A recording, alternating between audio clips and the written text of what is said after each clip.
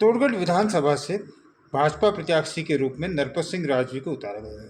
नरपत सिंह राजवी चित्तौड़गढ़ विधानसभा के लिए नए नहीं है, पहले भी वो यहाँ से विधायक भी रहे, विधायक रहते हुए मंत्री भी रहे। नरपत सिंह राजवी का राजपूत समाज में अच्छा दबदबा है।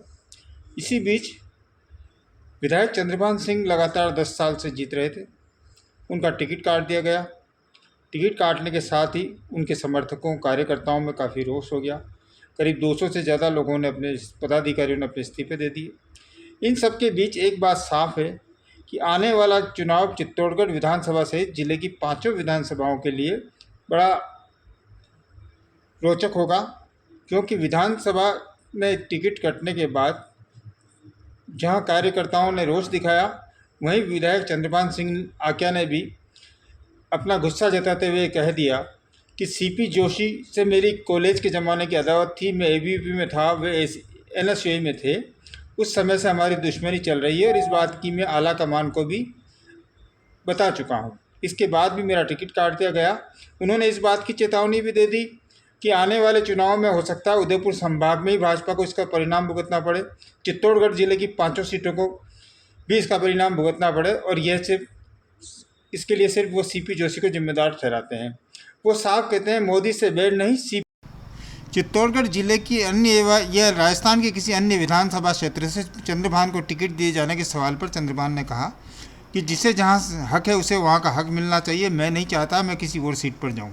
उन्होंने ये भी कहा कि इस तरह से अगर कार्यकर्ताओं की नाराज़गी रही तो पार्टी का सरकार बनाना मुश्किल हो जाएगा। उन्होंने इस बात को भी साफ किया कि कहीं न कहीं ये मेरे से पुरानी अदावत निकाली गई है। और लोकल लगना, जब मैं यहाँ से विधायक था, एबीवीपी का काम करता था, और हमारे भाई सीपी जोशी जी एनएसयू का काम करते थे, तो एनएसयू से वो प्रेसिडेंट भी बने, वाइस प्रेसिडेंट भी बने, और उस टाइम से हमारे कॉलेज के झगड़े चलते आ रहे हैं। और जब पंचायत समिति के झगड़े हुए उस टाइम का मामला भी है, और अभी वो प्रदेश अध्यक्ष बन गए। उनके मन में मेरे प्रति कहीं कहीं टीस है, कहीं कहीं खुन्नस है, और इस टीस और खुन्नस के कारण काफ़ी दिनों से मेरे को इसकी जानकारी भी थी कि कहीं न कहीं मेरे लिए टिकट जरूर काटेंगे। और आज उन्होंने मेरे टिकट को काट कर उन्होंने बहुत अच्छा काम किया, मैं उनको धन्यवाद देता हूं। और इसका डिसीजन मैं क्या करूंगा क्या नहीं करूंगा, इसका डिसीजन जनता करेगी, क्योंकि मैंने जो 10 साल तक यहाँ सेवा करी है वो ईमानदारी से सेवा करी है। जनता के बीच में रहा हूँ ईमानदारी से, 1 रुपये का कोई आरोप प्रत्यारोप नहीं लग सकता है। कार्यकर्ताओं के बीच में रहा हूँ। जब भी पार्टी संगठन का मामला आया है, पार्टी संगठन का काम मैंने जिम्मेदारी से किया है। और चित्तौड़गढ़ सीट कभी कांग्रेस की नहीं रही है। एक बार भारतीय जनता पार्टी जीतती थी, एक बार कांग्रेस की जीतती थी, और अब की बार इसको 50-60 से जीतने का हम लोगों ने जो मुंह बनाया था वो आप लोगों के सामने है। एक भी विधानसभा में कोई नेगेटिव नहीं है, जनता मेरे साथ है, पर टिकट काटा है, कोई दिक्कत नहीं। कल मैं कार्यकर्ताओं के साथ बैठकर इन कार्यकर्ताओं से बात करूंगा और चर्चा करूंगा। कार्यकर्ता जो भी कहेंगे वो कार्यकर्ताओं के साथ में तन मन धन से पहले भी था, तन मन से उनके साथ रहूंगा। और ये कहीं न कहीं नुकसान इस संभाग में भी रहेगा और चित्तौड़गढ़ जिलों की इन सीटों में भी रहेगा, और कहीं न कहीं इसका हर्जाना इनको भुगतना जरूर पड़ेगा। ये कहीं न कहीं जब भी आपका परिदृश्य आए वो आप लोग देखना है। पर जो किया है तो मेरे साथ तो कोई भी ये कर सकते थे, पर कार्यकर्ताओं के मन की जो बात थी, मन की इच्छा थी, उनको कहीं न कहीं आघात लगा है। आप आज शहर में चले जाएं, गांव में चले जाएं, इनकी जो इच्छा है वो आप लोगों के सामने है। और यहाँ वर्षों से हम लोगों ने बाहरी प्रत्याशी झेले हैं, भले लोकसभा का हो भले विधानसभा का हो। बाहरी प्रत्याशी यहाँ जसवंत सिंह जी भी एमपी रहे, जाला साहब भी रहे, और नरपत सिंह जी राजवी के कार्यकाल को भी आप लोगों ने देखा है। नरपत सिंह जी का कार्यकाल कैसा यहाँ रहा है वो भी आप लोगों से छुपा हुआ नहीं है, ज़्यादा मुझे कुछ कहने की जरूरत नहीं है। और ये जनता अब जयपुर जाने की इच्छुक नहीं है या चित्तौड़ी रहने की इच्छुक है, तो कहीं न कहीं ये जनता का डिसीजन जो भी होगा वो अच्छा होगा। सर्वे में आपका जब से आरा तक भी नंबर 1 पे आप सर्वे में चल रहे हैं, तो टिकट काटने का मुख्य कारण क्या रहा? आपकी क्या बढ़ती लोकप्रियता है या और अन्य कोई कारण? इसका मेन कारण जो जनता में लोकप्रियता बढ़ी है, जो कहीं न कहीं जनता में कद बढ़ा है, तो उनको कहीं डर है, मेरे जो भी हैं पार्टी के पदाधिकारी, उनको कहीं कहीं डर है कि चंद्रभान चुनाव भी जीतेगा, अगर इसको काट सकते हो तो टिकट काट दो, उसके अलावा इसके पास कुछ नहीं है। क्योंकि टिकट काटने के बाद उनके पास कोई बच्चा नहीं है, वरना ये टिकट भी लाएगा और कहीं कहीं इतना सेट हो जाएगा और हमारा कार्यकाल कहीं ख़त्म हो जाएगा। उनके मन में कहीं ये टीस है, तो उसका टीस मैं नहीं दूंगा।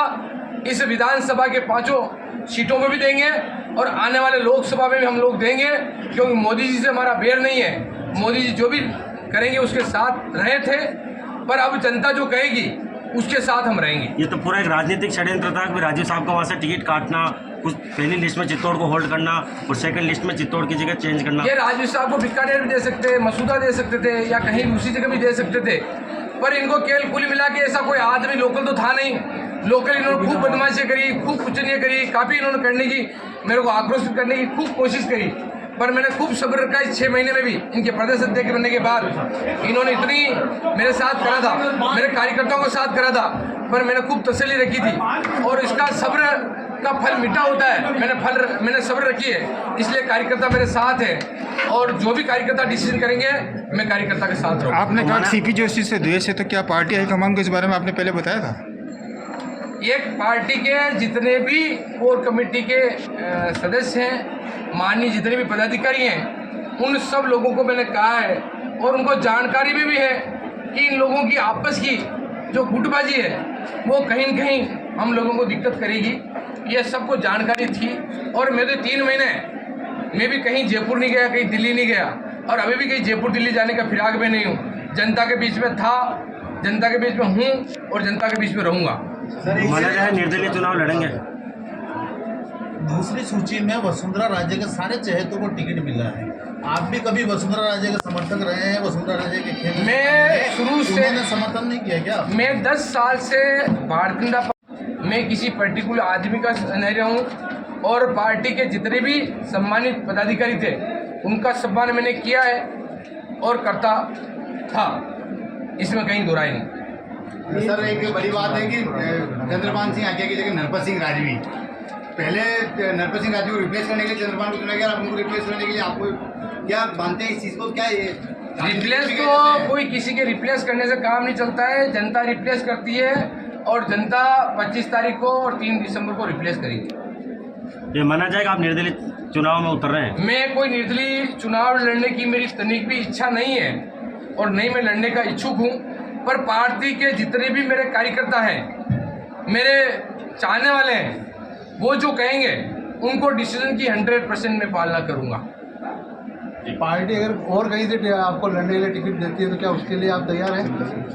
वो तो जनता जो भी तय करेगी, सब मेरे लोग जो बैठ के चर्चा करेंगे उसके साथ में रहूँगा। क्या हो सकता है चंद्रभान जी जिताऊ टिकट है, कोई हार्ड और एक सीट पे लड़ा दे? मैं तो आपको क्या कह रहा हूँ, जो भी जनता डिसीजन करेगी, मैं तो ये कह रहा हूँ मैं नीति लड़ूंगा, वो लड़ूंगा।